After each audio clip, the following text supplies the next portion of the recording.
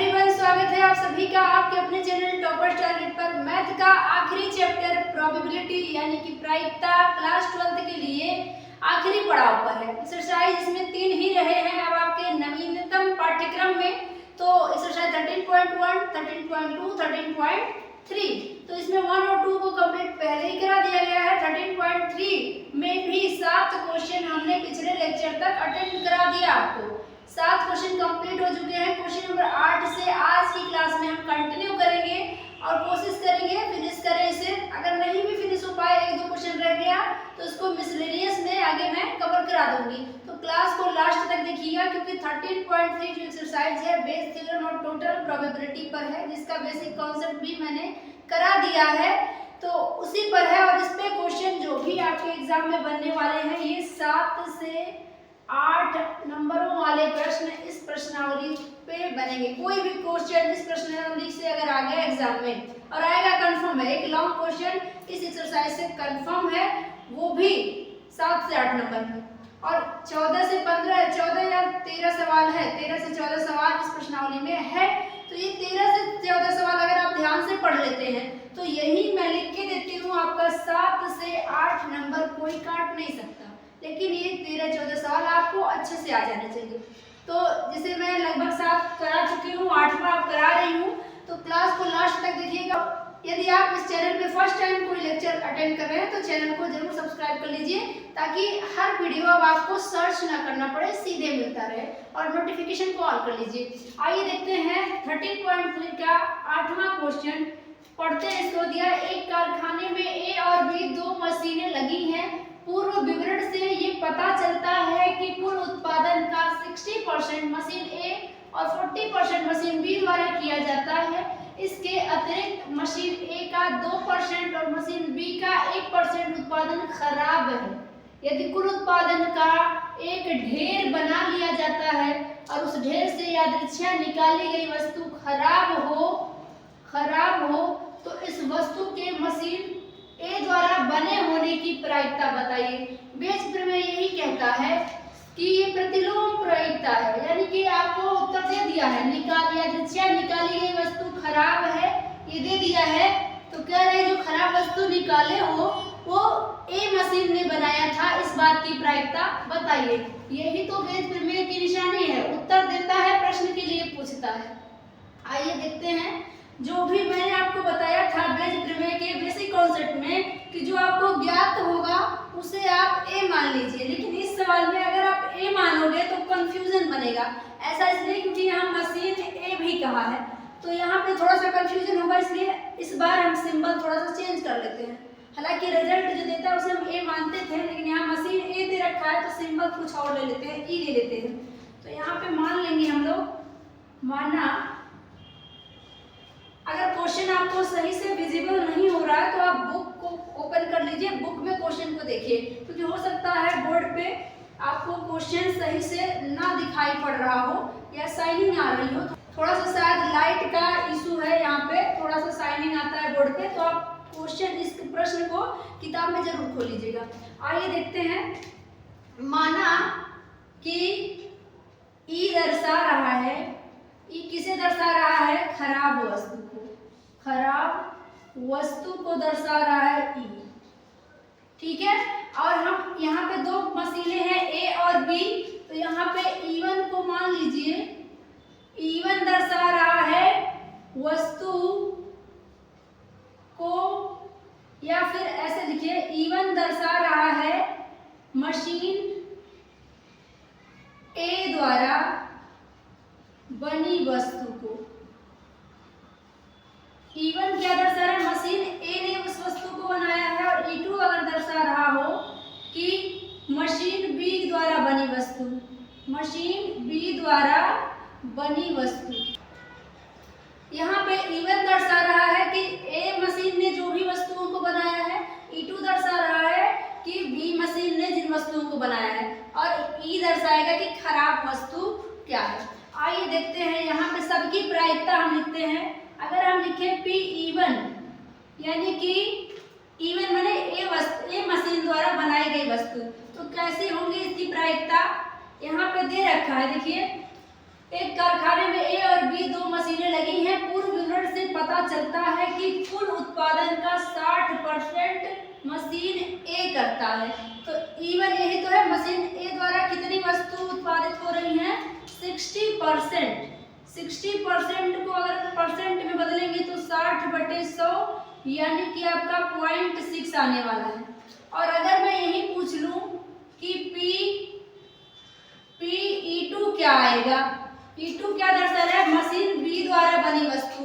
तो कितना वस्तु मशीन बी बना रहा है, इसकी संभावना कितनी है? तो यहाँ 40% दिया है, मशीन बी द्वारा उत्पादन किया जाता है। तो ये 40% है। 40% मतलब क्या है? 40/100 ये आएगा आपका 0.4।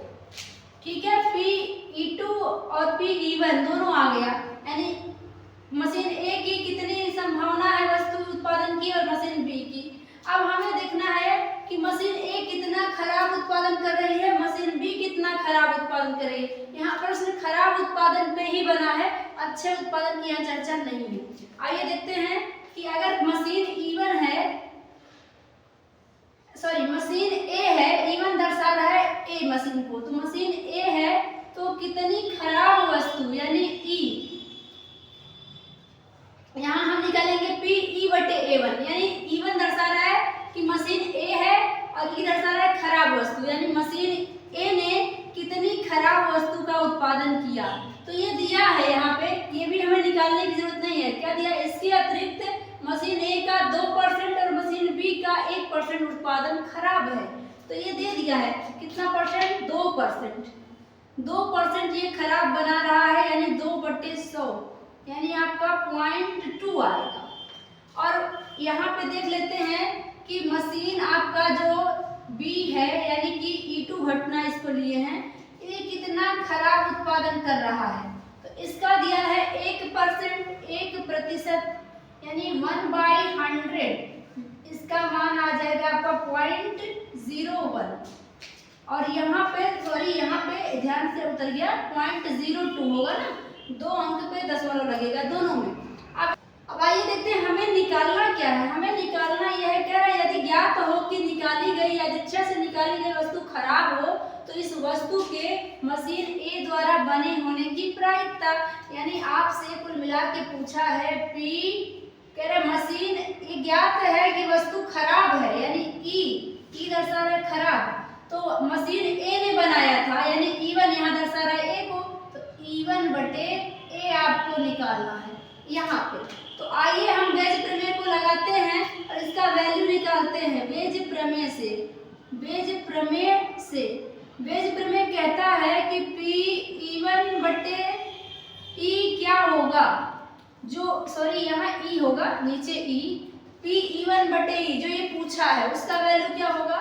बेज प्रमेय ऊपर कहता है जिसके बारे में पूछा जाता है वो ऊपर रहेगा, यानी कि PE1 गुणे में PA/E1, ए नहीं है, ए यहाँ हमने सिंबल चेंज कर दिया है क्योंकि ए मशीन को दिया था, तो यहाँ E हो जाएगा PE/E1 और नीचे टोटल प्रोबेबिलिटी यानी ये भी और ये भी, PE1 गुणे में PE/E1 प्लस PE2, एक बार ये भी हो जाएगा गुणे PE/E2। तो यहाँ पे बेज प्रमेय में क्या बताया, नीचे संपूर्ण प्रायिकता होती है, यानी पहली घटना के लिए भी और दूसरी घटना भी, नीचे दोनों घटनाएं होंगी, ऊपर वही जिसको पूछा है। तो यहाँ E1 के बारे में पूछा था, E1 यानी कि मशीन ए द्वारा उत्पादित वस्तु। तो यहाँ सभी का मान रख देंगे और आंसर आपका आ जाएगा। तो हम इसको इधर सिंप्लीफाई कर लेते हैं, आगे आधा पोर्शन आगे इधर।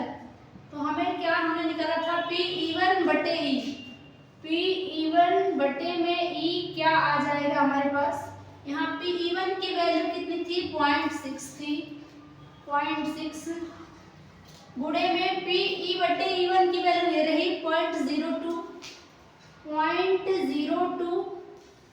यहाँ पे बटे में भी ये सेम है, ये इतना पोर्शन तो यही होगा 0.6, ये पॉइंट है, और गुणे में 0.02 प्लस यहाँ पे PE2 की वैल्यू है 0.4, यानी 0.4 गुणे में E/E2 की वैल्यू है यहाँ पे 0.01, 0.01।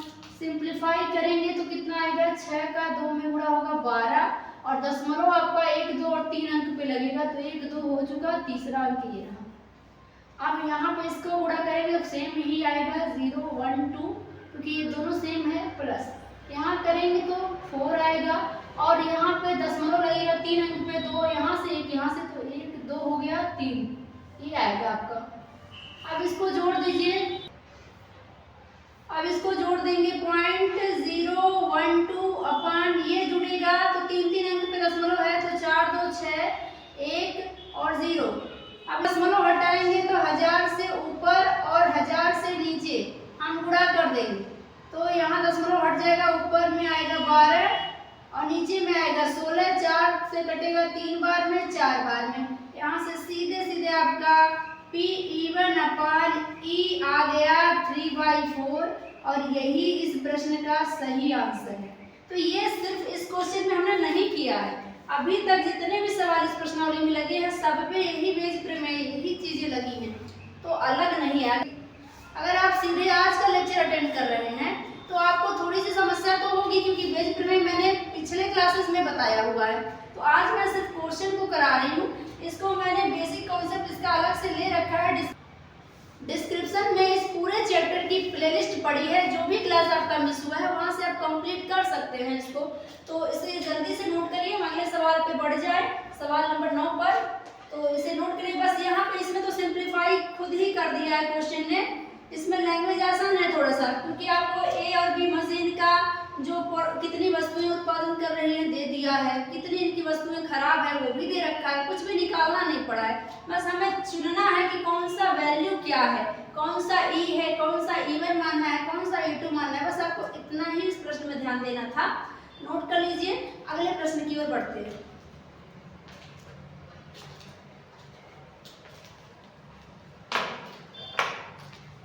तो आइए बढ़ते हैं अगले प्रश्न पर। अगला प्रश्न दिया है, 9वां प्रश्न है, दो दल एक निगम के निदेशक मंडल में स्थान पाने की प्रतिस्पर्धा में है, पहले तथा दूसरे दल के जीतने की प्रायिकताएं क्रमशः 0.6 और 0.4 है।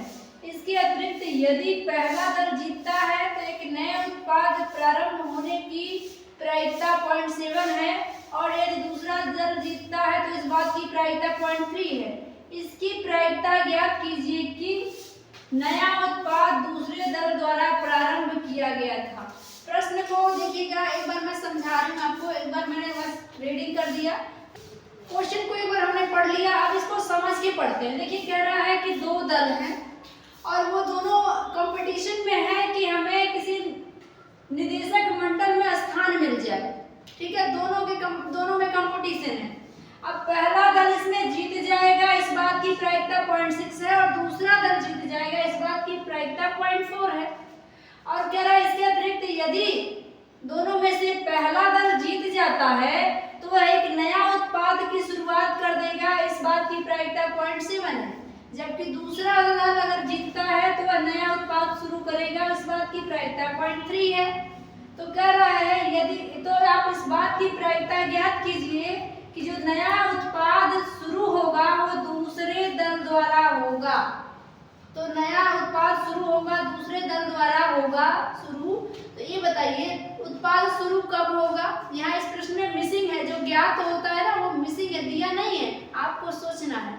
तो आप ये बताइए नया उत्पाद चाहे पहला शुरू करे, पहला दल या दूसरा दल, शुरू तो तभी करेगा ना जब जीतेगा, क्योंकि कह रहे हैं जीतने पर ही शुरू कर रहे हैं, इसकी प्रायिकता इतनी, इसकी इतनी, तो जो जीता होगा वही करेगा। यानी कि यहाँ पे जो कोई भी दल जीत रहा है इस बात को दिया नहीं है, तो आप इसे मान लीजिए तुरंत यहाँ पे हम क्या करेंगे, माना, क्या मानेंगे। तो यहाँ कहने का मोटा मोटा यही मतलब है कि नया उत्पाद शुरू होगा तो कोई दल जीतेगा तभी शुरू होगा। अब यहाँ पे हम मान लेते हैं कि ए जो है वो दर्शा रहा है कि नया उत्पाद शुरू हो रहा है, नया उत्पाद शुरू होना, नया उत्पाद शुरू होना, इस घटना को कौन दर्शा रहा है? ए दर्शा रहा है। और यहाँ दो घटनाएं और है, इवन हम मान लेते हैं इसे, कौन घटना है? ये मान लेते हैं कि पहला दल जीतता है, इवन अगर दर्शा रहा हो कि दल जीतता है, दल जीतता है। और E2 मान लेते हैं, E2 घटना जो है वो दर्शा रहा है किस घटना को, कि दूसरा दल जीतता है, दूसरा दल जीतता है, जीतता है। अब हमें निकालना क्या है, फिर हमें तो निकालना ये है, कह रहा है इसकी प्रायिकता ज्ञात कीजिए कि नया उत्पाद दूसरे दल द्वारा प्रारंभ किया गया, यानी प्रोबेबिलिटी बताना है किसका, कि नया उत्पाद शुरू हो रहा है और शुरू होने की उत्पाद के शुरू होने को ये दर्शा रहा है। तो नया उत्पाद शुरू हो रहा है दूसरे दल द्वारा, दूसरा दल है E2। तो पहली बार ही सही पर आया तो दूसरा वाला इस बार निकालना है। हर बार E1 बटे ए हम लोग निकाल रहे थे अभी तक के प्रश्नों में, पहली बार हमें E2 बटे ए निकालने का सौभाग्य मिला है। आइए आप सभी की प्रायिकता निकालते हैं, यानी P1 क्या होगा, कह रहा है P1 क्या दर्शा रहा है, पहला दल, E1 क्या है, पहला दल जीतता है। इस बात की प्रायिकता कितनी है, प्रश्न में दे दिया, देखिए दो दल एक निगम के निदेशक मंडल में स्थान पाने की प्रतिस्पर्धा में है, पहले तथा दूसरे दल के जीतने की प्रायिकताएं ये और ये हैं। तो पहले दल के जीतने की प्रायिकता कितनी है, 0.6, कितनी है, 0.6 खुद दे दिया है, निकालने की कोई जरूरत नहीं है। फिर P2 यानी कि E2 दर्शा रहा है दूसरे दल के जीतने को, तो दूसरे दल के जीतने की प्रायिकता यहाँ पे प्रश्न में दे दिया है, देखिए 0.4। अब चलिए दोनों की प्रायिकताएं हो गई। अब E1 दल अगर जीतेगा तो नया उत्पाद शुरू करेगा, इस बात की प्रायिकता निकाल लेते हैं। यानी कि अगर मान लेते हैं E1 जीता, यहाँ कंडीशनल प्रोबेबिलिटी वाला खेल है सप्रतिबंध प्रायिकता का, यदि E1 यानी कि पहला दल जीता तो नया उत्पाद शुरू करेगा, उसे ये दर्शा रहा है, यानी कि PA बटे E1। इस बात की प्रायिकता क्या दिया है, यहाँ पढ़िएगा, यदि पहला दल जीतता है तो एक नए उत्पाद को प्रारंभ होने की प्रायिकता 0.7 है, 0.7 दे रखा है। और मान लीजिए दूसरा दल जीत गया, दूसरा दल जीता तो नया उत्पाद शुरू होगा, इस बात की प्रायिकता कितनी होगी, तो ये भी उसने दिया है 0.3 है, 0.3 है। चाहिए क्या, E2 बटे, यानी कि नया उत्पाद शुरू हो रहा है तो उसे E2 दल यानी दूसरे दल ने शुरू किया है, इस बात की क्या प्रायिकता है। बेज प्रमेय तुरंत लगा लीजिए, बेज प्रमेय से, बेज प्रमेय से, बेज प्रमेय कहता है हमें क्या निकालना है, पहले ये देखिए E2 बटे में ए निकालना है। इस बार E2 ऊपर है ना, तो इस बार E2 को ऊपर लेंगे, यानी कि P A बटे E2, और नीचे तो टोटल प्रोबेबिलिटी होता है, E1 वाला भी होगा E2 वाला भी होगा, तो P1 गुणे में PA बटे E1 प्लस P2 गुणे में PA बटे E2, सभी का मान हम लोगों ने यहाँ नोट किया है, सबका पुट कर देंगे, आंसर आ जाएगा। तो यहाँ पे आगे हम अगर यहाँ पे लिखें तो हमें चाहिए क्या, Pe2 बटे A, Pe2 divided by A, मतलब क्या है, नया उत्पाद दूसरे दल ने शुरू किया, इस बात की प्रायिकता। Pe2 का मान इस बार पहले होगा ऊपर, तो 0.4 है, 0.4 गुणे में PA बटे E2 की वैल्यू है 0.3 डिवाइडेड बाई नीचे टोटल है Pe1 गुणे PA बटे E1, ये दोनों है, तो रख दीजिए 0.6 गुणे में 0.7 प्लस यहाँ पे E1 वाला हो गया P2 गुणे PA बटे E2, सेम है तो सेम वैल्यू यही वाला रख देते हैं, 0.4 गुणे में 0.3, सिंप्लीफाई करेंगे अगला लाइन आंसर हो जाएगा। यहाँ पे 4 और 3 का गुणा होगा 12 और 2 अंक पे दशमलव, यहाँ 6 7 42, 2 अंक पे दशमलव और 4 3 12, 2 अंक पे दशमलव, यहाँ 12.12 और यहाँ पे जुड़ जाएंगे तो 2 2 4 और 4 और 1 5। डेसिमल हटाएंगे तो ऊपर नीचे आपको 100 से गुणा करना होगा, तो यहाँ 12 बटे में 54 आ जाएगा। कटेगा किस चीज से, 6 से कट जाएगा, 6 2 बार में, 6 9 बार में। तो फिलहाल आपके इस प्रश्न का सही आंसर हो जाएगा, यानी Pe2 2/a की वैल्यू क्या आ जाएगा 2/9। 2/9 इस क्वेश्चन का सही आंसर हो जाएगा। यानी कि नया उत्पाद दूसरे दल ने शुरू किया है, इस बात की प्रायिकता 2/9 है। यही आपसे पूछ सकता था नया उत्पाद पहले दल ने शुरू किया, इस बात की क्या प्रायिकता होगी, तो सेम इसी को 1 में से आप माइनस करके भी निकाल पाएंगे। ठीक है, तो पहला दल पूछता है तो ये वाला E1 ऊपर हो जाता है, यहाँ जहाँ E2 हुआ है वहाँ B1 हो जाता, दूसरा पूछ रहा है तो E2 ऊपर हो जाएगा, बाकी नीचे में टोटल रहता है। यही है बेस प्रमेय। सारे सवाल एक ही पैटर्न पर हैं, कोई भी सवाल डिफरेंट नहीं है। अगर आपने शुरू से लास्ट तक 99 क्वेश्चन तक देख लिया होगा तो सभी सवालों में सिर्फ एक ही पैटर्न को हमने फॉलो किया है, कहीं पे भी कोई भी डिफरेंस नहीं है। ठीक है, नोट करिए, अगले सवाल की ओर बढ़ते हैं।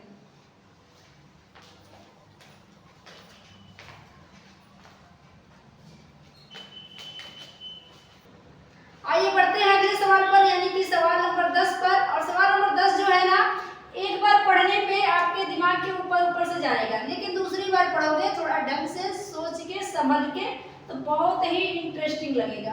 आइए देखिए, पासे पर सवाल आ गया, डाइस पर देखते हैं क्या सवाल दिया है। कह रहे हैं मान लीजिए कि कोई लड़की एक पासा उछालती है। भाई लड़की लूडो खेलने जा रही है, आइए देखते हैं लूडो में क्या करती है। तो एक पासा को उसने उछाल दिया। अब कह रहा है यदि उसे 5 या 6 की संख्या प्राप्त होती है, यानी कि लड़की ने जब पासे को उछाला तो कह रहा है यदि 5 या 6 में से कोई एक संख्या आ जाता है तो क्या करती है वह एक सिक्का 3 बार उछाल देती है। अब लूडो खेलते खेलते उसे सिक्का उछालने का सूझ गया, तो कह रही है अगर पासे पर 5 और 6 इन दोनों में से कोई एक आ गया तो क्या कर रही है, एक सिक्का जो है वो 3 बार उछाल दे रही है। ठीक है, दूसरी बात क्या करे, और चितों की संख्या को नोट करती है, हेड कितनी बार आता है इस बात को नोट करती है। ठीक है, उसके बाद क्या किया, यदि उसे 1 2 3 4 की संख्या प्राप्त हुई, यानी 5 6 ना आकर के 1 2 3 4 में से कोई एक आ गया, क्योंकि पासे पर तो ये 6 आते हैं ना, तो हो सकता है 5 6 आया हो। 5 6 आएगा तो उसने एक सिक्का को 3 बार उछाला, और 1 2 3 4 जब आ गया तो क्या कह रहा है, 1 2 3 4 की संख्या प्राप्त होती है तो वह एक सिक्के को एक ही बार उछालती है। फिर वो एक सिक्का क्या करती है, एक सिक्का एक बार उछालती है। ठीक है, एक ही बार उछालती है, और क्या करती है, चित और पट की संख्या नोट करती है। यहाँ भी वो हेड टेल नोट कर लेती है। यदि उसे ठीक एक चित प्राप्त हुआ, ये लाइन हाईलाइट कर दीजिए, क्या है, उसे एक ही चित प्राप्त हुआ है तो उसके द्वारा उछाले गए पासे पर 1 2 3 4 आया था, इस बात की क्या प्रायिकता होगी। तो बिल्कुल बेज प्रमेय का ही सवाल है। सवाल मेरे हिसाब से मैंने समझा दिया है, एक बार आप फिर से समझने का प्रयास करिएगा सवाल को। कह रहा है एक लड़की एक पासा उछाली, उस पे अगर 5 6 में से कोई आ गया तो एक सिक्का को 3 बार उछाल दी और हेड टेल को नोट कर ली। और दूसरी घटना ये है कि 5 6 ने आकर पासे पर अगर 1 2 3 4 आया तो फिर वह क्या करती है, एक सिक्का को एक ही बार उछालती है और फिर हेड और टेल को नोट करती है। तो कह रहा है अगर लड़की को फाइनली पता चल रहा है कि एक बार केवल चित आया है, एक बार हेड आया है, तो पूछ रहा है कि लड़की जब पासा उछाली थी तब 1 2 3 4 आया था, इस बात की क्या प्रायिकता होगी। आइए करते हैं बेज प्रमेय का इस्तेमाल और इस सवाल को पूरा अच्छे तरीके से सॉल्व करते हैं। आइए अब मुद्दा ये है कि क्या दिया है और क्या लाना है, इसको देखें। तो दिया क्या है, यदि उसे ठीक एक चित्त प्राप्त हुआ है, ये दिया है, तो जो दिया होता है उसे ए मानते हैं, और ये दो घटनाएं हैं, इसे E1 और E2 मान लेंगे और आपका सवाल ट्रैक पे आ जाएगा। आइए देखते हैं, मानिए इसको मान लेंगे, सपोज कर लेंगे, माना जो ए है ना, ए रिप्रेजेंट कर रहा है कि उसे क्या है, ठीक एक चित्त। यहाँ सवाल को अगर ध्यान से नहीं पढ़े तो 101% गारंटी है इसमें गलती हो जाएगी। यहाँ पे इस वर्ड को ध्यान से पढ़ के ही काम कर लेना। ठीक एक चित का मतलब एक ही चित आया है, एक से ज्यादा चित नहीं आएंगे, चाहे वो 3 बार उछाले, कितनी बार भी उछाले। ठीक है, तो आपको इस बात का बिल्कुल ध्यान रखना है कि चित तो ठीक एक ही है, तो ए रिप्रेजेंट करता है ठीक एक चित प्रकट होना, एक चित प्रकट होना। ठीक है, एक चित प्रकट होना। यहाँ इस बात को ठीक शब्द को ध्यान देके काम नहीं करेंगे तो गलती होगा। एक केवल एक चित प्रकट होना, यानी यहाँ पे अगर देता है एक चित प्रकट होना तो इसका आंसर अलग आता, लेकिन ठीक एक चित प्रकट होना इसका अलग आंसर होगा। इसलिए मैं कह रही हूँ इस ठीक शब्द को ध्यान दीजिएगा ठीक से। ठीक है, आइए क्या होगा, ए को मान लिया, अब इवन यहाँ पे एक घटना बन रही है, क्या चीज, अगर पासे पर 5 6 आया तो इवन को हम मान लेते हैं कि इवन दर्शा रहा है पासे पर संख्या 5 या 6 आना, और यहाँ मान लेते हैं E2 क्या दर्शा रहा है, E2 दर्शा रहा है दूसरी घटना पासे पर 1 2 3 4 आना, पासे पर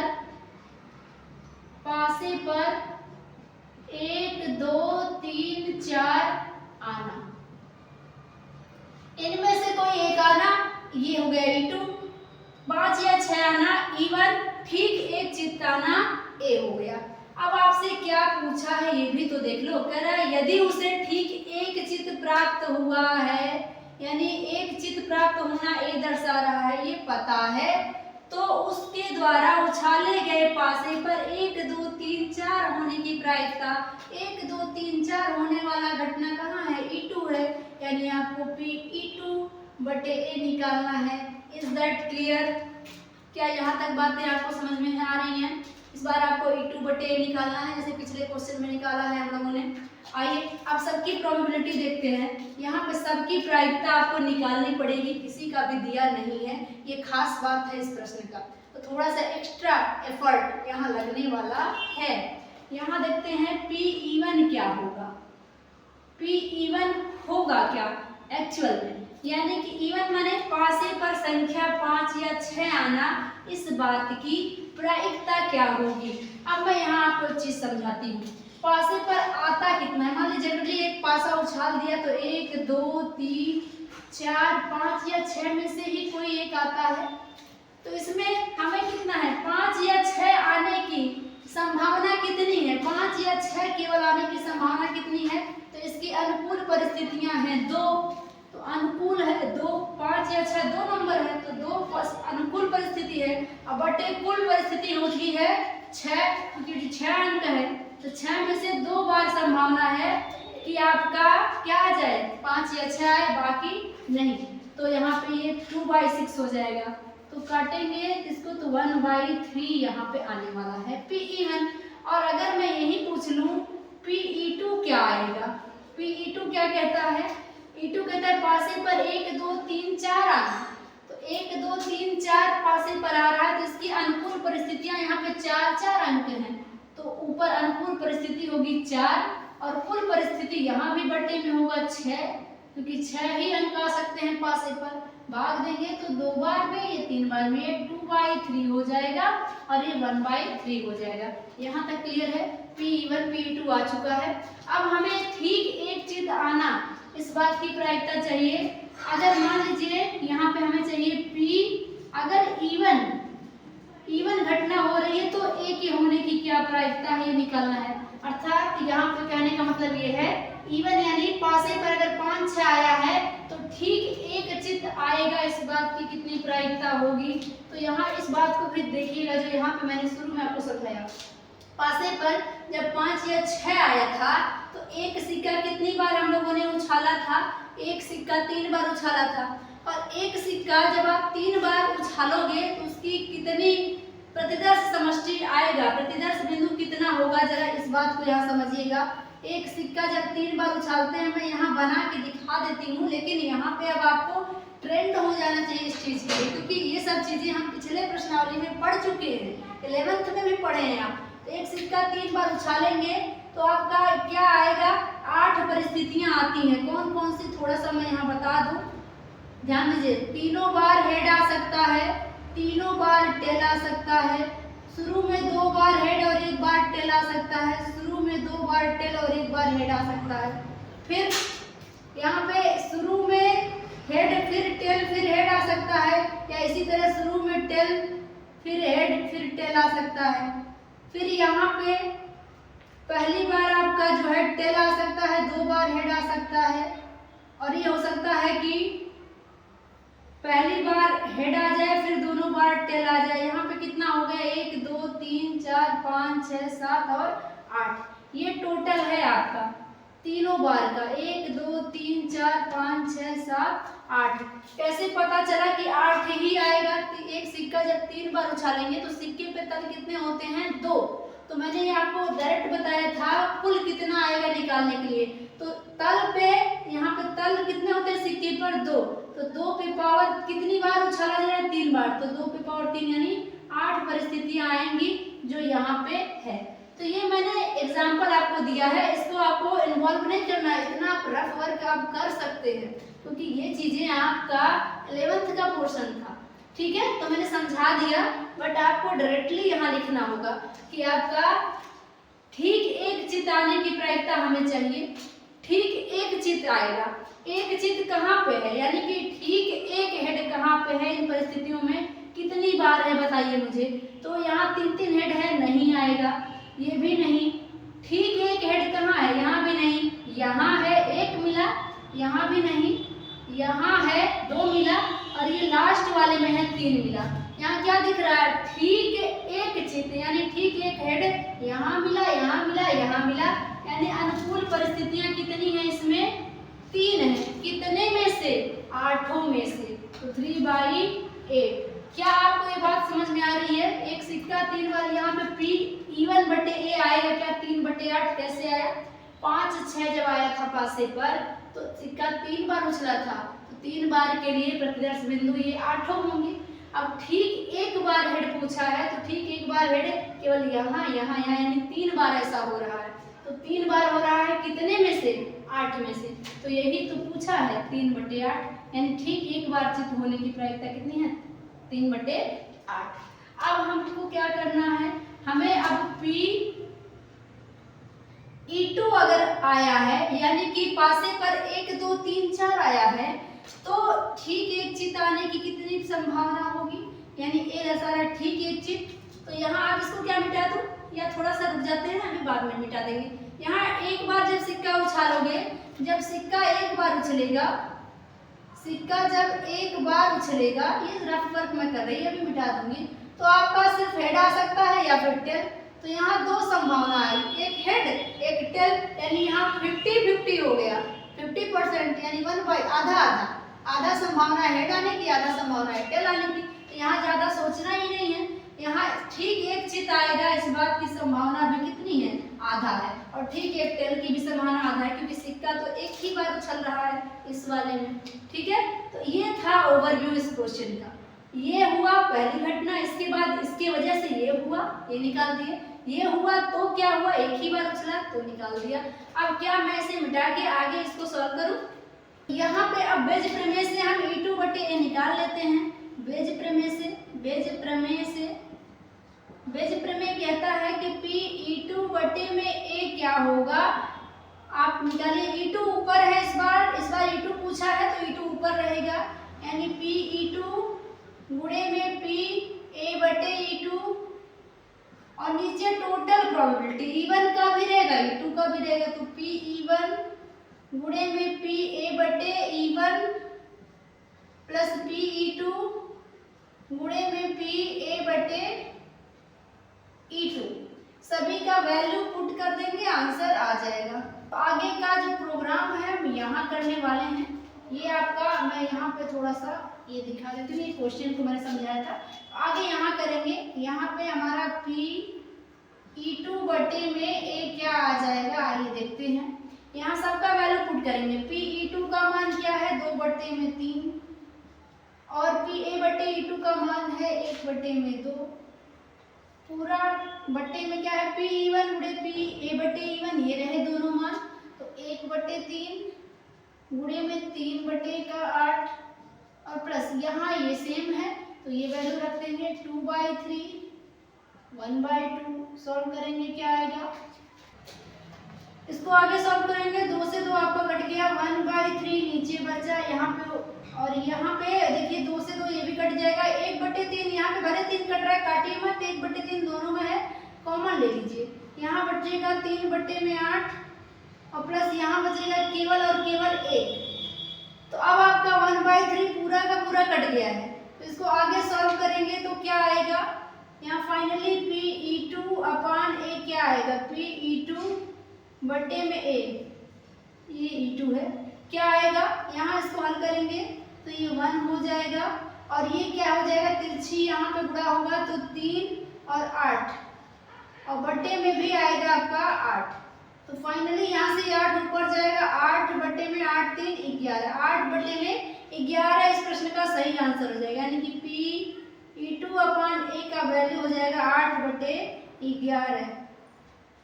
इस प्रश्न का सही आंसर क्या हो जाएगा 8/11 तो 8/11 इस क्वेश्चन का सही आंसर है और सवाल थोड़ा सा आपको उलझाने का कोशिश जरूर किया है यहाँ पे क्योंकि कोई भी वैल्यू दिया नहीं था सारे मान को आपको खुद ही निकालने थे खुद ही सोचने थे लेकिन इस सवाल में गलती के चांस नहीं होने चाहिए आपके लिए क्योंकि ये पासे पर है सिक्के पर है बहुत आप लोगों ने लूडो खेला है उसके बाद हेड एंड टेल भी बहुत खेला है तो वैल्यू दिया था नहीं दिया था ये मैटर नहीं करता इस चीज़ से आप बहुत अच्छे से परिचित हैं पासे से तो गलतियां नहीं करनी है और बाकी पैटर्न वही है बेज प्रमेय का ही है।